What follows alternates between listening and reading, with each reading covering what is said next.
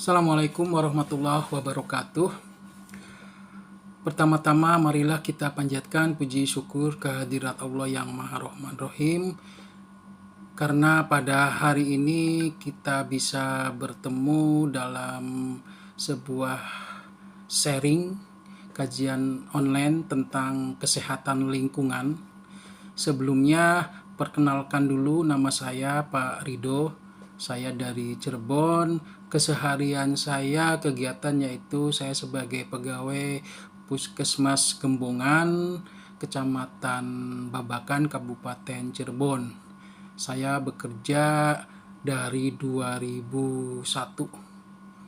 Ya. Nah, kebetulan alhamdulillah saya di Puskesmas sebagai tenaga sanitarian. Artinya tenaga kesehatan lingkungan. Ya. Baik Bapak Ibu yang berbahagia, seperti tadi di awal, pada kesempatan hari ini kita akan sharing tentang kesehatan lingkungan. Kita lihat dulu pengertian dari kesehatan lingkungan.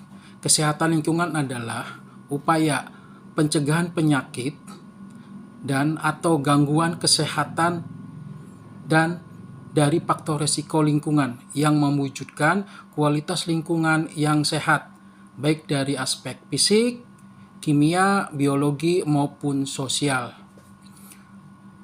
Hal ini mencakup dari pertama pengelolaan air, kemudian pengelolaan udara, pengelolaan limbah, dan pengendalian faktor penyakit.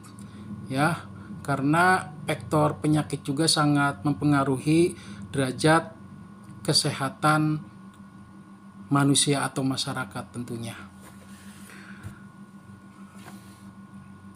Nah, di samping itu, ruang lingkup kesehatan lingkungan adalah yang pertama, kita adanya penyehatan air dan udara, ya, memastikan ketersediaan air bersih di setiap rumah atau rumah tangga itu benar-benar air bersihnya tersedia. Jangan sampai kebutuhan yang paling pokok, yang paling dominan air. Ya. Kenapa air bersih ini harus ada di setiap rumah tangga? Karena air bersih ini sangat penting sekali ya untuk kehidupan kita sehari-hari, ya, baik itu mandi, mencuci, minum. Nah, betul-betul harus air minum itu tersedia untuk kelangsungan hidup kita tentunya. Apa yang harus kita perhatikan? Air bersih itu kita harus melihat, ya, dilihat pertama, dicoba air itu berwarna atau tidak. Nah, air yang bersih itu airnya jernih, tidak berwarna. Ya. Kemudian air tidak berbau. Ya, ada kan suka air itu ketika kita cium itu ada bau besi atau bau Fe. Nah, kalau misalkan sudah tercium berbau, itu berarti airnya tidak bersih, tidak sehat.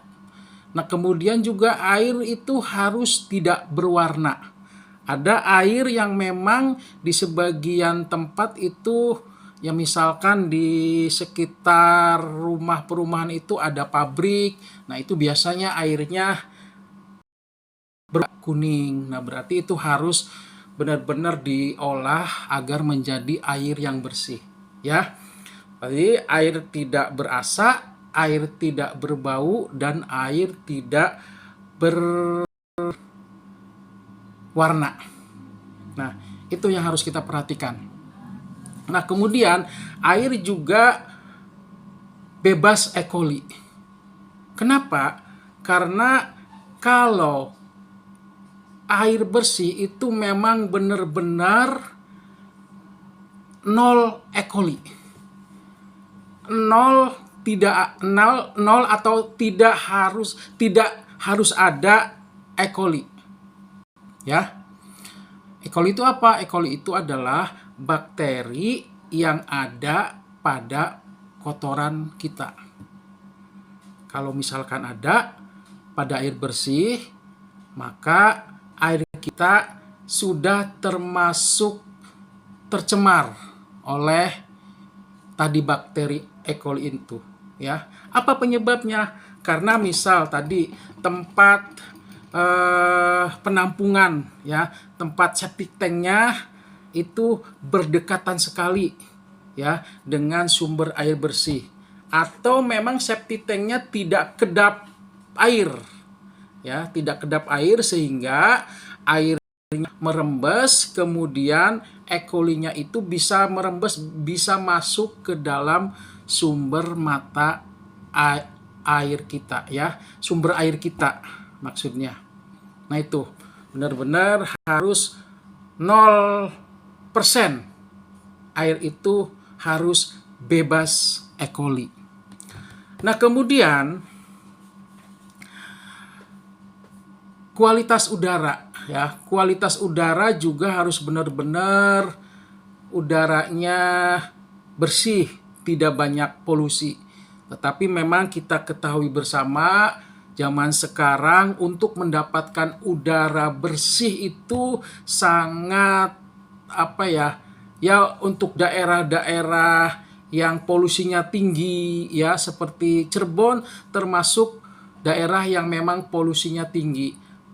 Bagi rumah-rumah yang di pinggir jalan itu juga termasuk udaranya polusinya tinggi, ya. Atau mungkin memang masyarakat yang masih suka membakar sampah. Bisa membakar sampah itu juga termasuk polusinya tinggi, ya. Karena dengan membakar sampah ada asap, itu akan mengganggu pernapasan kita. Nah, kemudian kita juga pada kendaraan kita ketika kita memanaskan itu juga memanaskan kendaraan saja, tetapi memang kalau bisa si cerobong kendaraannya itu, knalpotnya itu diarahkan kepada ada pohon di situ, ya, karena pohon itu adalah makhluk yang memang dia menghirup CO2, mengeluarkan O2 atau oksigen, ya. Ketika kita memanaskan kendaraan, sebaiknya knalpotnya diarahkannya ke pohon, ya, atau ke ruangan terbuka lah. Jangan sampai ketika memanaskan itu asap knalpotnya itu masuk ke dalam rumah. Itu juga akan mempengaruhi polusi di dalam rumah tentunya. Ya. Kemudian tentang pengamanan limbah. Limbah juga ini jadi fenomena yang sangat sulit, ya, sangat sulit untuk kita benar-benar bisa mengamankan limbah ini. Ya, limbah banyak, limbah cair, limbah padat, ya, kemudian gas juga. Nah, itu bagaimana biar tidak mencemari lingkungan, ya.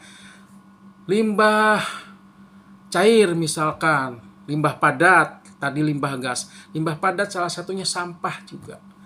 Sampah juga jadi kenyataan yang sangat pelik, ya.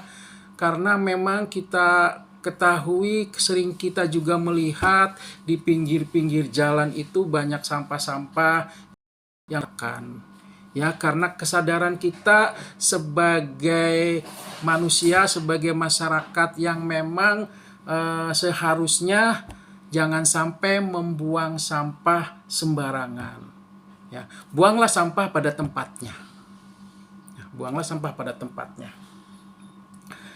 Nah, setelah dibuang tentunya ada tempatnya, itu ada pengelolaan yang lebih baik juga, ya, itu agar sampah itu tidak menimbun banyak, sehingga kalau sampah menimbun banyak, berantakan, ada lalat terbang ke sampah tersebut, kemudian lalatnya juga terbang hinggap ke makanan kita, kemudian makanannya itu dimakan oleh kita, ya, dimakan oleh kita, maka akan terjadi sesuatu kalau memang kondisi kitanya masih tidak kurang fit, ya, artinya imunnya lagi turun, itu kita bisa terkena diare, Diare adalah salah satu penyakit yang memang bisa menyebabkan kematian.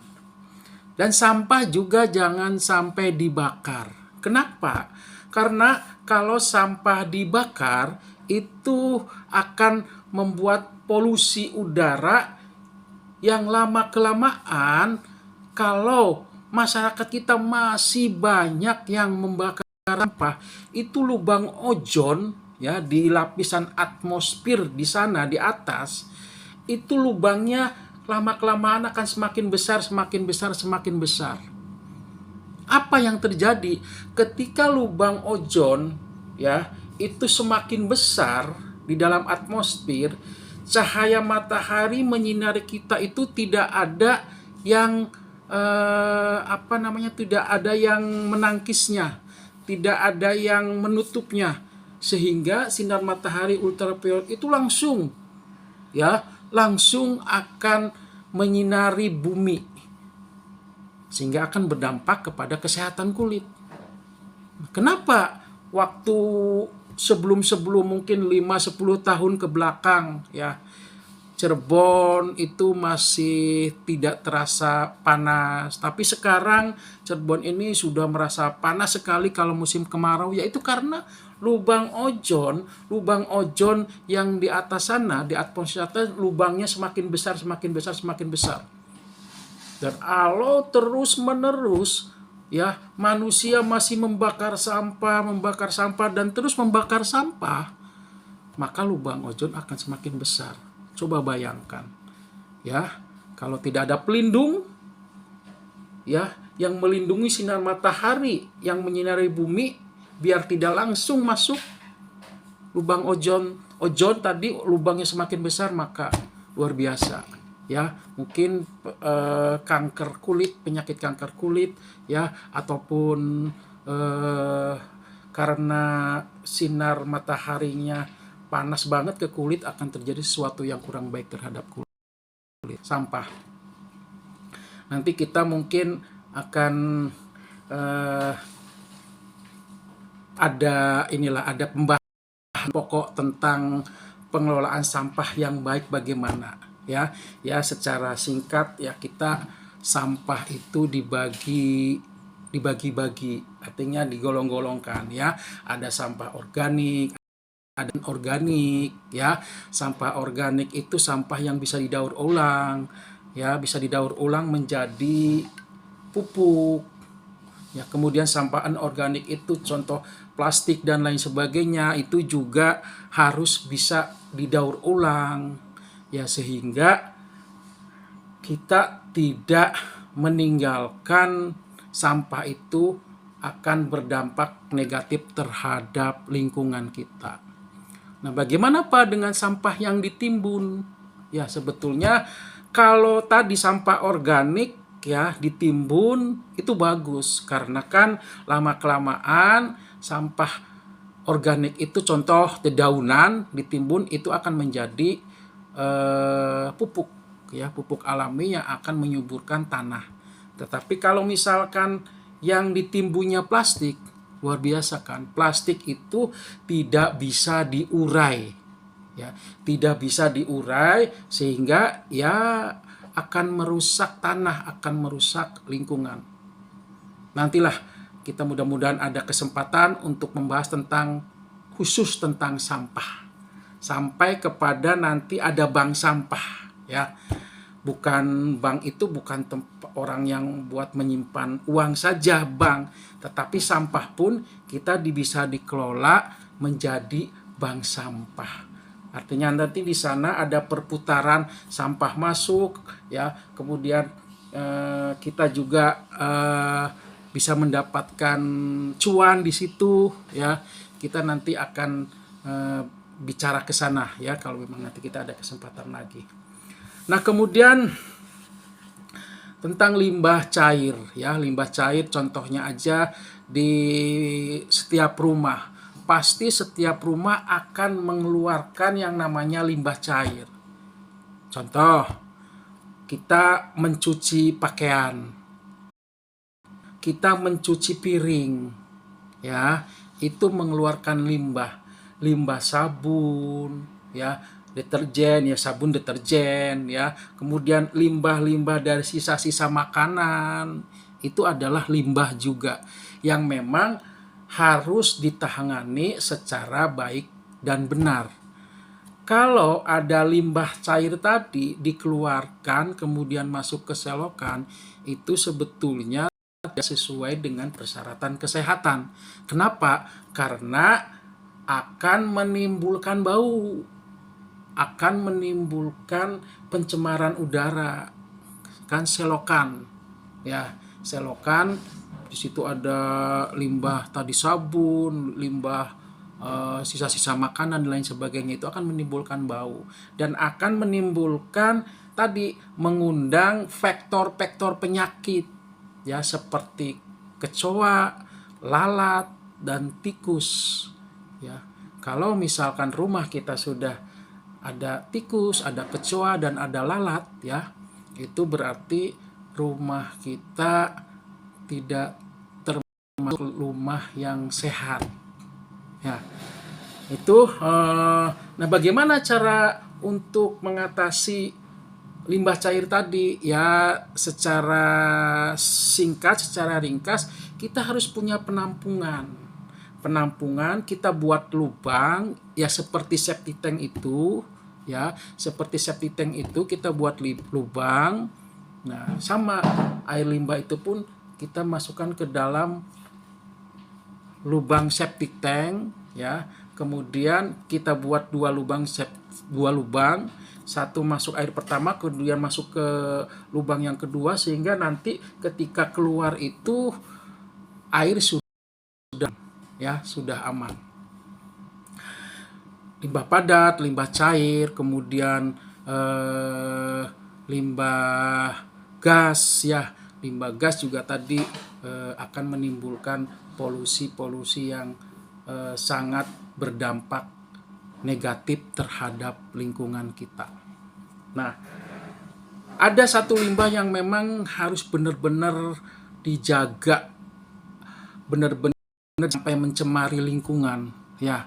Artinya dijaga itu maksudnya jangan sampai, ya, semua limbah juga jangan sampai dijaga, jangan sampai mencemari lingkungan. Tadi sudah diberikan contohnya. Kemudian ada juga limbah padat, limbah dari manusia, kotoran manusia. Itu juga harus diamankan, harus benar-benar diperhatikan, ya. Jangan sampai ada masyarakat yang masih sembarangan. Kenapa? Karena kalau masih ada masyarakat yang buang air besarnya sembarangan, maka lingkungan kita sudah cemar, ya. Coba kita bayangkan, mohon maaf, ketika ada orang yang buang air besar misalkan di kebun, mohon maaf sekali lagi, itu berjuta-juta spora, berjuta-juta bakteri, berjuta-juta virus, ya, disebarkan dari tadi kotoran manusia tersebut, ya. Ada lalat hinggap, kemudian lalat terbang hinggap ke makanan yang ada di kita nggak tahu, kemudian kita memakannya, kondisi tubuh kita tidak sedang fit, ya, imunnya lagi turun, maka kita terserang penyakit diare atau mules atau mencret, ya. Itu penyakit diare juga kalau dibiarkan sangat membahayakan, yang akan bisa menyebabkan kematian tentunya. Dan tentang pengendalian faktor, ya, tadi, ya, di rumah itu, rumah sehat diusahakan dikendalikan, tentang adanya faktor-faktor yang menyebabkan penyakit. Apa faktor itu? Tadi juga sudah disampaikan, banyak nyamuk, kemudian kecoa, tikus, lalat, ya. Itu kadang kita juga tidak sadar, ya, mungkin rumah kita ada tikus, ya, mungkin, ya, 1, 2, 3, ya, 1 juga kalau bisa jangan rumah kita tikus. Kemudian kecoa juga kita suka ngeliat di kamar mandi kita ada kecoa, ya berarti kita kurang bersih ya di kamar mandinya, ya higienis. Kemudian nyamuk juga ya kita kadang masih menganggap enteng, menganggap sepele ketika banyak nyamuk. Padahal nyamuk juga luar biasa, sangat membahayakan kita. Nyamuk itu sangat membahayakan kita ya. Ada nyamuk penyebab demam berdarah.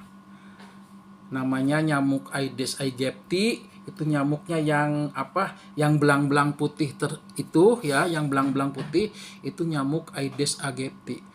Ketika nyamuk itu ada virus ya, ada virus yang di dalam tubuhnya, kemudian hinggap ke tubuh kita dan ngambil darah kita. Kemudian kondisinya tadi kembali lagi, kondisinya tidak lagi, kurang sehat, kurang fit, imunnya lagi turun, itu kita bisa kena yang namanya penyakit demam berdarah. Penyakit demam berdarah adalah salah satu penyakit yang berbahaya yang bisa menyebabkan kepada kematian ya. Bagaimana cara untuk mengendalikan atau mengurangi nyamuk dalam rumah kita? Sebetulnya bersih, yaitu dengan 3M, menutup penampungan air, menguras bak mandi, dan mengubur atau menyimpan barang-barang bekas. Jangan sampai barang-barang bekas itu terkena air hujan atau air hujan. Barang bekas itu menjadi tempat perindukan dari nyamuk.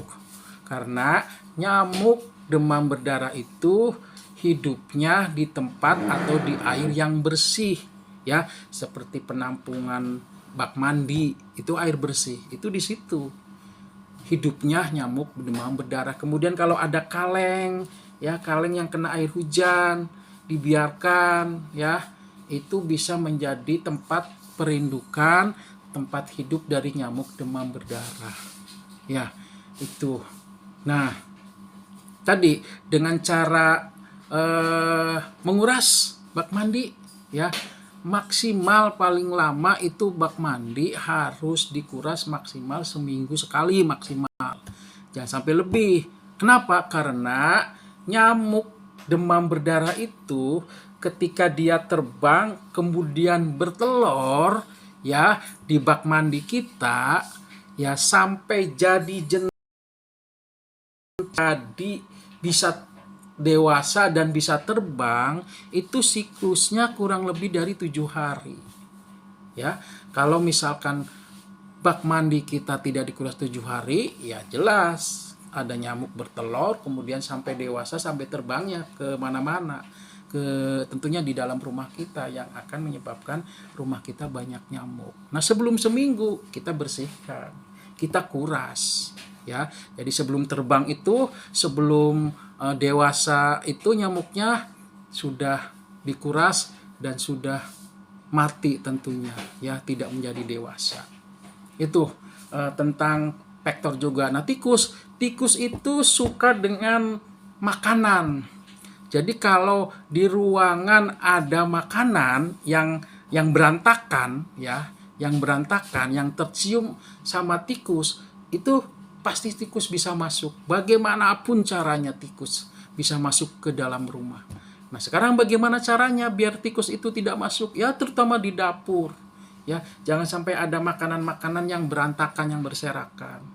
Ya kadang kita di ruang tamu juga makan sembarangan, kemudian ada sisa yang tidak cepat kita bersihkan, itu juga mengundang tikus untuk bisa masuk ke dalam rumah, bahkan mungkin di kamar ya. Makanya hindari itu, makan di kamar, makan di ruang tamu ya. Kita coba ya kalau makan di meja makan ya, di tempatnya, sehingga kita kalau sudah selesai makan itu benar-benar dibersihkan, jangan sampai ada aroma makanan yang tercium oleh tikus sehingga akan mengundang tikus masuk. Ya, mungkin itu Bapak Ibu sementara ya kita sharing tentang kesehatan lingkungannya. Mohon maaf kalau ada hal-hal yang tidak berkenan, mohon maaf kalau ada hal-hal yang salah. Ya, kita sama-sama belajar, saya juga sama-sama belajar. Mudah-mudahan bermanfaat. Semoga kita akan dipertemukan lagi dengan tema yang lebih bagus, tentunya lebih menarik ya, tentang kesehatan buat kebaikan kita semua. Sekali lagi terima kasih, saya akhiri. Wabillahi taufiq wal hidayah. Assalamualaikum warahmatullahi wabarakatuh.